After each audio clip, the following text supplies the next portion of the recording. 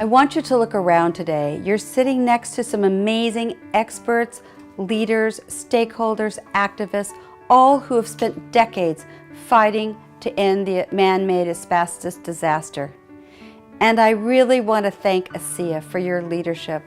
What you have done in Australia, around the world, to eliminate asbestos is no less than a miracle. I'm excited about the entire program that you have scheduled. Today and tomorrow will be exciting for everyone that's there, but most importantly, those conversations that you have in the hallway will probably lead to new collaborative efforts. So this has been an exciting past month. We've introduced the Reinstein Ban Asbestos Now Act. That may sound passé to all of you because you banned asbestos decades ago. We're doing our best to catch up to Australia and the rest of the world. And I also want to share a little bit about a toxic secret that we have in the United States. Can you believe it? As you try to get asbestos out of your homes, we're still allowing asbestos imports to continue. And I went to a site in Atlanta where they actually popped the asbestos and used it to make insulation, which is now in 35 million homes around the United States. While I was in Atlanta, I also had the opportunity to speak at the largest public health conference in the world.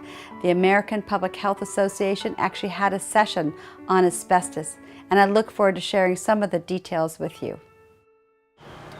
Zonalite Park looks so beautiful, and I'm hearing birds in the background, and people are coming here to community gardens and walking dogs. But the reality is this park, just in 2012, was born out of the need to clean up another toxic dump. I read on the signs coming in that they had to remove 27,000 tons of contaminated soil from asbestos. It's incredulous to think that asbestos is still legal and lethal in the United States. Incredible knowing that over 60 other countries have indeed banned asbestos and not fallen prey to some sort of economic disaster. We know the only users are one industry. It's the chlor-alkali industry. For many people, that's sort of a mysterious industry that's not common in their homes. They may recognize chlorine as something under the counter for bleach, but the reality is only one industry in the United States imports asbestos, primarily from Brazil and some from Russia. So we in the United States not only don't have policy to ban asbestos, but we send American dollars to Brazil and send miners into the pit to mine asbestos for us. We've become a laggard in asbestos policy by ignoring the true facts that everyone accepts today, that asbestos is a known carcinogen and there is no safe or controlled use. And that's monumentally important today because the single user of asbestos is actually claiming that they have safe and controlled use.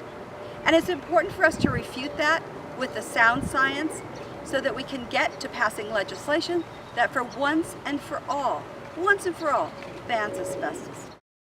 I'm so sorry that I can't join you personally today for the 4th annual ASEA's conference, but I will be joining you by Skype. The WHO and the ILO have been saying for over a decade that there's no safe level of exposure and we need to move to elimination. And that's exactly what you folks have done. You've moved to elimination and eradication.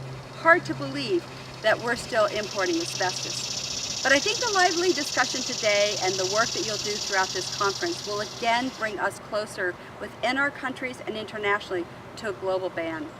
There are many steps to this process, obviously raising awareness to promote prevention and leading to policy changes. And all along the way, each one of those steps is enormously important, not just to the workers, but to the spouse and the children who hug the worker, to the person who has to clean up an environmental disaster because of climate change, or to anyone else who's impacted by asbestos contamination. We move forward together as we raise awareness to eradicate one of the worst carcinogens in history.